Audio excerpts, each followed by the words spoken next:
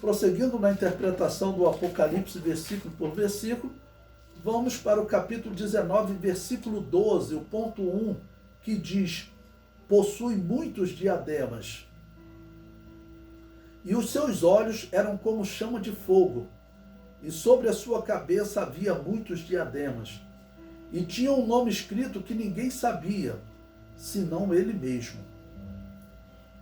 O comentário diz: Jesus se manifesta para dar fim à grande tribulação após as bodas do Cordeiro. Apocalipse 19 é uma sequência, como estamos vendo nestes versículos. Primeiro, João viu a igreja arrebatada participando das bodas do Cordeiro. E após as bodas, Jesus se manifesta com a igreja para dar fim à grande tribulação. É o que está sendo retratado aqui nesse versículo 12. A partir desse versículo, nós vamos ver claramente a igreja se manifestando com Jesus. Após as bodas do Cordeiro, após o casamento entre Jesus e a igreja, já revestida do novo corpo, já arrebatada, João vê Jesus Cristo assentado sobre um cavalo branco. Jesus se prepara para se manifestar e dar fim à grande tribulação e iniciar o milênio. Para os pós-tribulacionistas, esse texto é um desastre, pois eles dizem que a igreja será arrebatada após a grande tribulação, no início do milênio. Claramente ficaram em contradição, porque a igreja está vindo com Cristo. O comentário prossegue. Jesus aparece com os olhos como chama de fogo, em um perfeito paralelo com a revelação de Daniel, que viu Deus assentando-se para fazer juízo sobre os homens, em que o fogo se destacava como um rio que saía do seu trono de fogo. Veja, Daniel capítulo 7, versículos 7 e 10. Observe que esse texto de Daniel, é importante você ler todo esse capítulo, nós já estudamos muitas vezes sobre ele nesse estudo de Apocalipse, porque ele descreve 4 bestas começando da Babilônia, a 4ª besta é o Império Romano, e o texto diz claramente que este animal, esse 4º animal, ele não morre. E ele permanece por um tempo maior, e quando chega no versículo 7, ele vai começar a falar do juízo que vai ser colocado, vai ser estabelecido exatamente no momento em que esse animal ele vai ser morto, tá ok? O versículo 7 diz: e eu continuei olhando até que foram postos uns tronos. Essa parte aqui é exatamente o momento de Apocalipse 20, em que Jesus e a igreja se assentam em tronos para julgar. Tá bom? Então eu continuei olhando até que foram postos uns tronos, e um ancião de dias se assentou. A sua veste era branca como a neve, e o cabelo da sua cabeça como a limpa lã. O seu trono chamas de fogo, e as rodas dele fogo ardente. Um rio de fogo manava e saía de diante dele. Milhares de milhares o serviam, e milhões de milhões estavam diante dele. Assentou-se o juízo, e abriram-se os livros. Bom, esse juízo aqui é o juízo do início do milênio, que nós vamos estudar quando chegarmos no capítulo 20. E por essa sequência do capítulo 19, nós vemos que a igreja, ela também participa desse tribunal assentado juntamente com Jesus, porque nós veremos que a igreja também, ela vem com Jesus assentados em cavalos brancos. Porque a igreja já participou das bodas do Cordeiro, ela pode participar dessa batalha. É claro que nós dizemos, a igreja não vai fazer nada nessa batalha, porque Jesus Cristo, ele vence o anticristo pelo sopro da sua boca.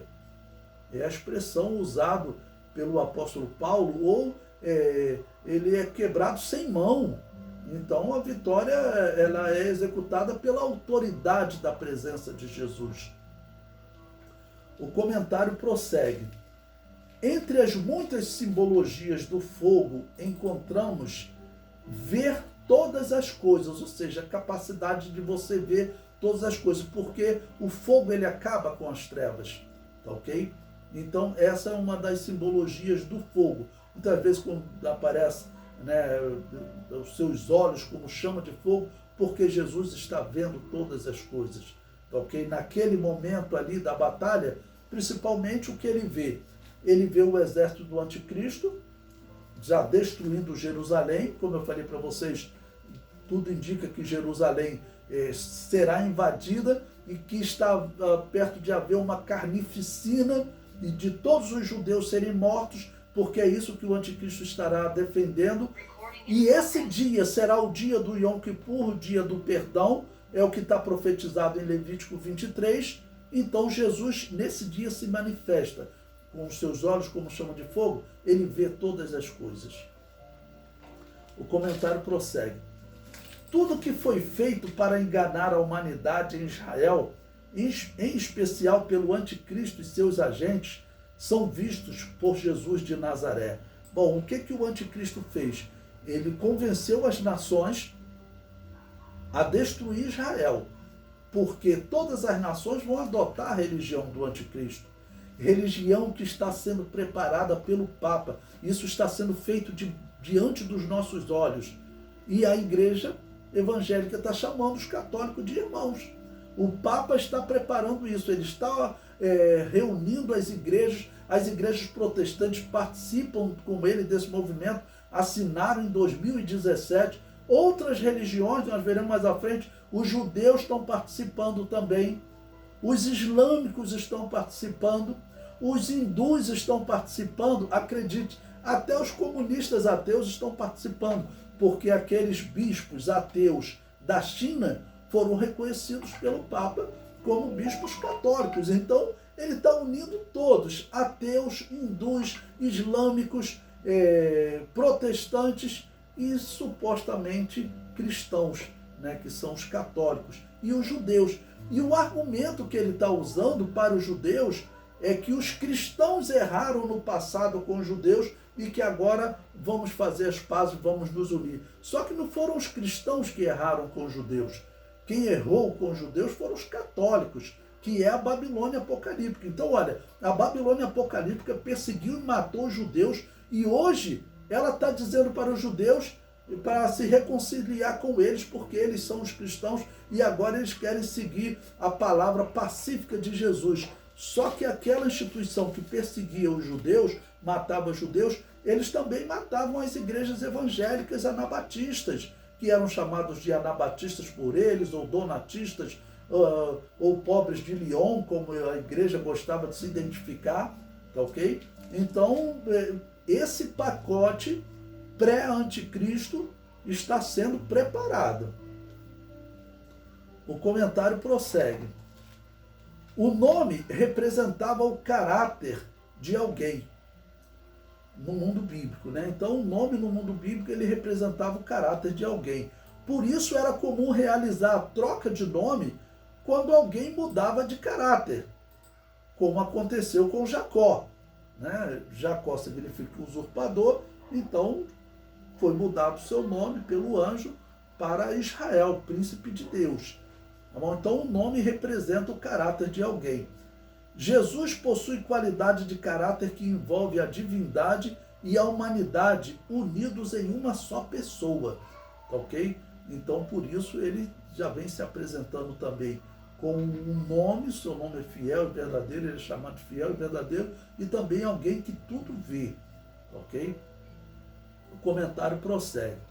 A Babilônia apocalíptica e as suas filhas reformadas, as igrejas protestantes, elas representam um grupo que tentou reformar a Babilônia apocalíptica, o que nós sabemos ser impossível. Tanto que os 200 anos que se seguiram à reforma protestante foi um período de guerras na Europa, um período de devastação. A guerra dos 30 anos entre católicos e protestantes foi uma guerra que destruiu mais a Alemanha do que a Segunda Guerra Mundial. Isso relatado por historiadores. Quando comparado, diz, a guerra entre católicos e protestantes foi pior. Tá bom? Então as suas filhas reformadas desenvolveram heresias para deturpar essa união misteriosa entre Jesus, homem, e Jesus Cristo Deus, Jesus Cristo homem, Jesus Cristo Deus. Essa união, ela é misteriosa, eu não consigo definir perfeitamente para vocês, mas eu vou dar aqui mais um exemplo de como eles são sagazes nas suas heresias. Preste atenção. Eles chamaram de união hipostática a união entre a parte humana e a parte divina de Jesus Cristo, tá ok? Eles a chamaram de união hipostática, afirmando que a parte divina e a parte humana estão unidas de tal modo que não podem se separar. E isso foi proclamado como uma doutrina na era católica, depois de Constantino. Veja o comentário que prossegue. Eu digo, essa doutrina parece bonita, mas eles a usam para afirmar que na cruz morreu o homem e também morreu Deus. Pausa aqui para explicar a vocês. Quando você chega para um católico ou para um protestante, eles dizem o seguinte, que a união do homem e Deus é uma união perfeita. Eles não têm como se separar. Aí você olha assim, você fala, até uma doutrina bonita, né? Uma união hipostática, a parte humana não se separa da parte divina nunca. Mas qual é a intenção maligna dessa doutrina? É dizer que Deus morreu na cruz. E essa doutrina é absurda. Deus é imortal, não tem como ele morrer. Mas eles afirmam que Deus morreu na cruz. Existem vídeos, né, de protestantes falando, eles ainda falam, faz sentido dizer que Deus morreu na cruz. Como assim faz sentido dizer que Deus morreu na cruz? Isso é uma heresia louca. Ok? É claro que morrer na cruz tem que ter sido a parte humana. A parte divina é imortal, ela não morre. Então quem morreu na cruz foi a parte humana. Quem foi tentado no deserto? A parte humana? A parte divina? Ou ambas? É claro que tem que ser só a parte humana, porque a Bíblia diz que Deus não pode ser tentado pelo mal. Então, eu digo que Jesus Cristo é homem e é Deus, mas dizer que eles são unidos de maneira a não se separarem, que tudo que aconteceu com o homem aconteceu com Deus, ou seja, no deserto, o homem Jesus Cristo foi tentado e o Deus também foi tentado. Na cruz morreu o homem e morreu Deus. Essa doutrina é tão absurda, e os protestantes seguem essa doutrina, e os protestantes deixaram tanta coisa ruim nesse mundo. Se você vê o filósofo Nietzsche, ele que foi o homem que começou a pregar, segundo alguns dizem, a morte de Deus, na verdade Nietzsche não foi o primeiro a pregar a morte de Deus. Isso nasceu na Igreja Católica. Depois isso seguiu pelas igrejas protestantes. Nietzsche foi criado numa igreja protestante, a igreja metodista. Vocês sabem que a igreja metodista, ela batiza criança. É uma igreja protestante, não é igreja cristã. Igreja que batiza recém-nascido, irmãos, não é igreja cristã. E essa igreja metodista, ela tem até louvores que cantam, Deus, tu que morreste na cruz. Deus não morreu na cruz, irmãos. Quem morreu na cruz foi a parte humana. Essa é uma doutrina, uma heresia louca, absurda, tá ok? Mas Nietzsche, certamente ele foi influenciado e ele começou a pregar na filosofia a morte de Deus. E tem uma frase que Nietzsche diz, o que são essas igrejas senão túmulos de Deus? Ele reclama das igrejas protestantes. Então Nietzsche pregava a morte do Deus protestante, do Deus católico, porque ele via as coisas que os católicos e protestantes faziam na Europa. Era uma história vergonhosa, irmãos. Nietzsche, ele viveu num período pós-perseguição, mas ele conhecia toda a história da Europa.